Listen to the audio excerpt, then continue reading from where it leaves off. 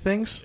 He just goes with what what the statistics say, and B, what he would do in the regular season. Don't change anything. You don't have to change a whole lot. You definitely change the way you manage your bullpen, and you might change the way you pinch hit for guys in a game. Yeah. But don't change your starting lineups.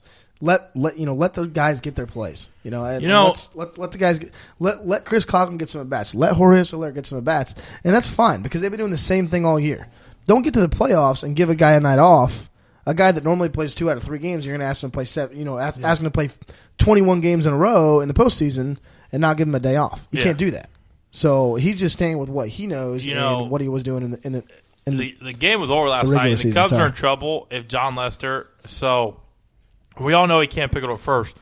2 outs in the first, gives a single. Linder steals second. Anytime John Lester gets on the mound and there's a runner on, Linder steals second. I lock in. I'm like, oh, here we go. So Linder steals second, and here's the issue. That's fine, but Lester lost the entire inning right there. Steals second, back-to-back walks, load the bases, and your infield's back with 2 outs, and he gives a dribbler that's basically becomes a perfect swing and bunt, and you're down 1-0, and then you hit a guy. Like, that all is on John Lester. If you're not going to be able to throw over and you can't stop the running game, then you can't walk people after they steal second. No, you got to get that out. Like, as soon as he walked that guy, I'm sitting there and I'm like, and then he walked the second guy. And then he walked the second guy, and it didn't look to me like he was going after guys early. Oh. He was staying way out off the plate. Well, Kluber was getting calls, and he came out and he tried to nibble and get calls instead of just attacking. He wasn't attacking guys, and I was like, what does he do? I mean, he's staying out there, and he's almost looking like he's pissed, and I'm like, those balls aren't on the plate. Stop getting pissed. Throw the goddamn ball over the strike zone. That umpire was terrible last night. Well, you're a Cubs fan. I was watching the game. I think for the Indians, too. What do you think about robotic umpires? About what? Robotic umpires? It's a terrible idea. I'm just asking a question. You know what would happen if robotic umpires? Because you can't argue with a robot.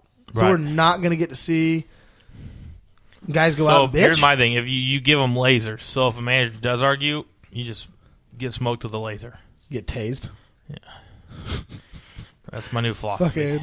I made that up. Robotic umpires that tase. I made that up. Tase players as well, players and managers. Hey, one thing I'm going to say, and sometimes fans, because fans need it occasionally too. One thing, because we're kind of short here. We're not short. We got plenty of time. No, I mean to change the subject. We got a light show today. We got a lot to cover with picks. Jared Parker, man. Took the Boilers in last week, lost a close one. Went into halftime up 14-10, lost 24-14. 27-14. Jared Parker. That's pretty good. Is it Parker? I didn't think it was Jared Parker. It was something else. I thought Jared Parker. I was like, the guy from Norwell, and the guy from Norwell High School, Indiana.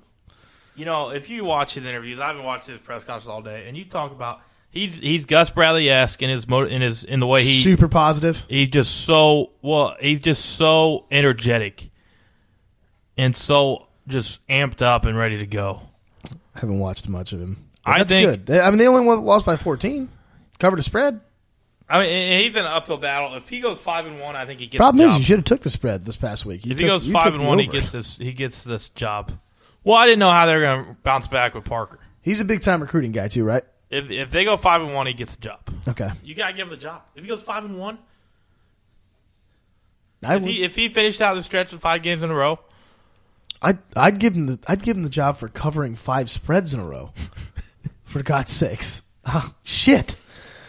Wait, he covered 5 spreads in a row? Shit, sign his ass up. Let's go. If he gets them to a bowl and your top 3 don't answer, you give the job to Jared Parker. Well, there will be... What he does is... There will be 3 teams in Indiana that are going to bowls. Unfortunately, one that will not be going to the bowl is that team in South Bend, who I don't think is going to win 5 games, let alone 6. Or maybe 3? They got a chance to lose out. Like, that's how bad it is. Go for that first round pick.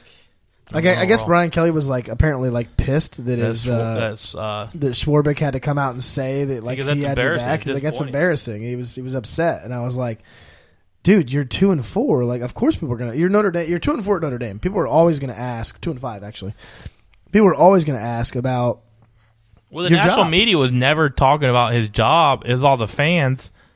And then I think everybody just picked up on it. Shorebrick says that, and now all the national media is just running with it. Man, does he? Oh yeah, of course. This is what we, Smitty, the media, do. Let me in with the media one more time in that goddamn Clinton News Network. I'm going to go. Here's the deal. I've envisioned myself here. Are you voting November 8th? I will be voting. You know when the Democrats vote? November 9th. Just can't make it to the polls on time. Is that a Dem joke? No, I'm just trying to get them to vote November 9th so they don't vote. Republicans go on the 8th and Democrats vote on the 9th? Yeah. Got it. I still don't know who I'm voting for, by the way. I haven't really got there. But it's a hell no. I just ordered a shirt off of Smack It's a hell that no. says straight out of options. I think I'm just going to write in like fucking. It's a hell no on Hillary, and it's a hard, strong no on Trump. Yeah. And the only reason I think Trump is because I grew up in the true blue Republican state of Indiana. Yeah. I think I'm going to write in. And Pence is an Indiana guy. I think I'm going to write in I think it's crazy, either one. Fidel Castro. I think, you know who I'm going to write in? I'm just going to write in Swaggy P. Swaggy P for president. And that's what it meant the whole time. Nobody even knew. James. Swaggy president. That's what this is. I mean, what the hell is his name? Nate, what's his real name? Nick Young. Nick Young, yeah. No, say Nick Young. Where did it say? That's Swaggy P meant Swaggy president the whole time. I don't know where that came from. All right, so we're on your 5 sexy NBA's picks. back up, man, by the way. NBA just kicked off last night. Oh, I know. I'm excited. Did you win anything? No, because the Ducks lost to the Sharks. Oh, that's right. You bet on a new favorite. I had a six-way parlay. Smitty and I have a new we are big favorite NHL hockey fans. We decided that somehow or another we're going to make an honest effort to watch a little bit of NHL. And I'm San not Jose a Sharks. guy, but we decided we were going to pick a team. So we went down to the standings last year, and we saw that San Jose finished third in the Pacific Division and made the playoffs. And we were like, man, let's do San Jose. It's got to be somebody decent. We have no connection to. They got a cool logo, so we can get a couple hats. Maybe even order a shirt off of Smack Apparel. They have any Sharks stuff on there? I haven't looked yet. Let's check it out. I'll check it out on Smack Apparel. And we wanted to go ahead and do that. But they beat the Ducks last night. 2-1. 2-1 in overtime. So we're big Sharks fans. Little did we know, by the way, after we picked the Sharks and we decided on that, they actually played in the Stanley Cup last year. So that's how much I follow hockey. And if that's wrong, somebody correct me because I think that's what I saw. But then again, I don't really know. Hey, Trevor Bauer just tweeted out a little bit ago. He goes, I see the Cubs fans love me. How nice of them to send me a GIF. Somebody sent him a drone. It said, "Hi, Trevor, go Cubs." Oh, shit. Somebody sent him a fucking drone. That's awesome. Hey, what was the tweet that you tweeted from our thing? The Dan Herron one. Oh, Dan Herron. Another segment, another new segment of the show. By the way, Dan Herron Twitter account. Our best Twitter. Best tweet of the day. Our best tweet. Dan Herron, 2 years ago. I beat Corey Kluber 1-0. Today, I walked my 2 pugs while wearing a Pug Life t-shirt. Life comes at you fast. That's fucking great. When he showed me that, I was like, oh, how life has changed so much, my man. Poor Dan Herron. I think it's actually better that Dan Herron can joke about His that. His Twitter That's handle is just I throw 88. It says I threw 88. That's all it says. And it said, what's it say now? Like, I threw 88 and retired or something like that. That's all it says. So good for Dan Herron. That was funny. We will tweet at Dan Herron for that, and we'll let him know that he's on the show. We're big Dan Herron fans apparently now.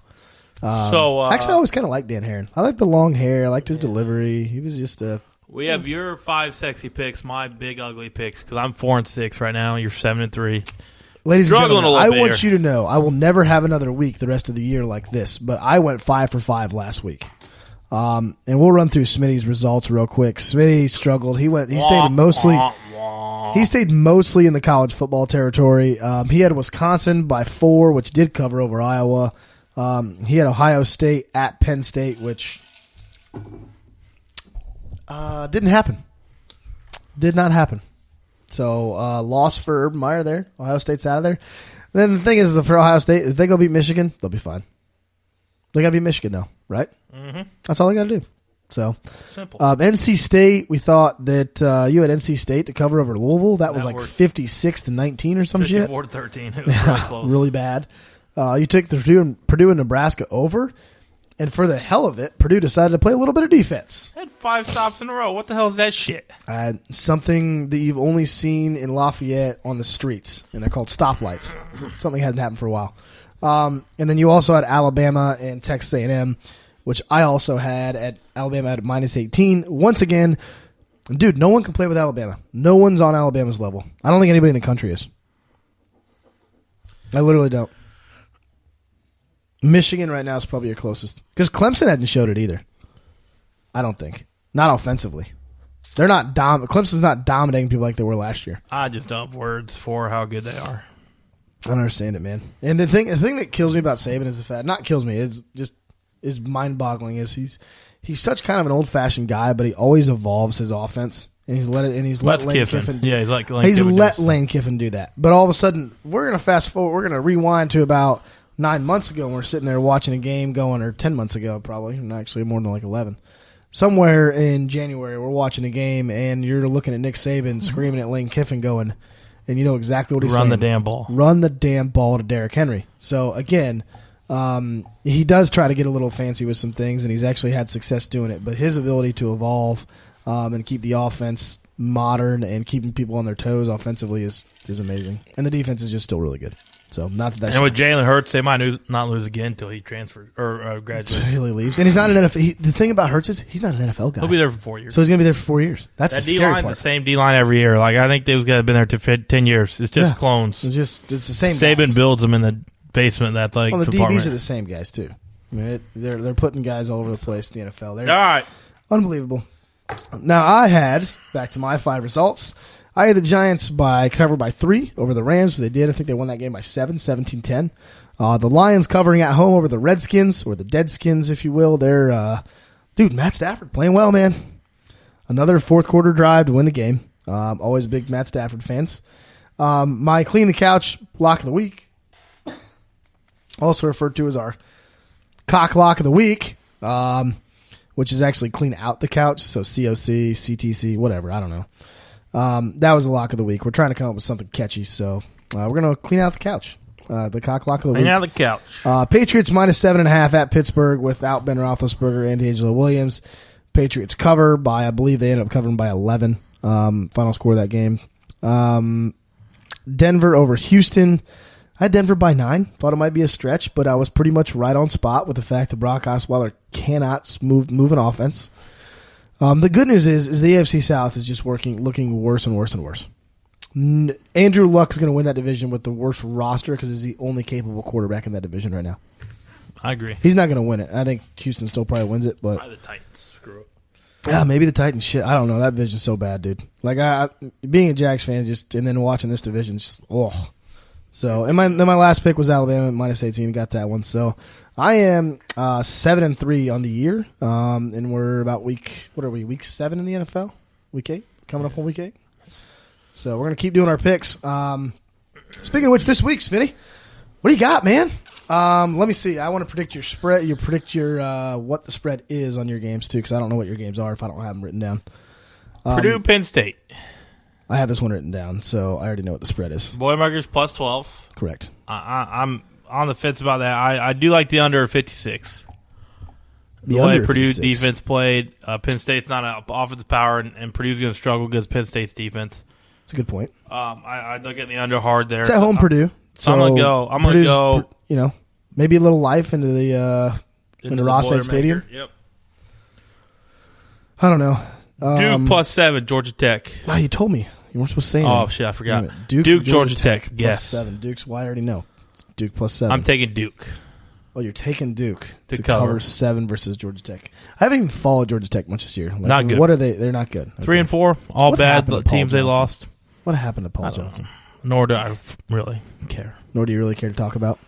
Duke plus 7. Okay. That's what You're taking Duke. Baylor. Texas. Baylor's undefeated. Texas has 2 losses. 4? 3 losses? 4 and 3? 3-4. 3 and 4. Where's it at? Texas? I think so. I'm going to guess Baylor is a 8.5. 3.5. Really? And I'm taking it. I would actually take that too. 3.5 point favorites. I'd take Baylor all day. Absolutely. Miami, Notre Dame. I haven't even looked at the spread. I saw Notre Dame, and I see the words Notre Dame, and I just scroll down the page. I took 2. I'm giving you 2 possibilities. All right, the for sure. I'm going to guess that Notre Dame they're at home. Oh, God. I forgot what it was. It's probably a Notre Dame at home. Miami's lost 3 straight.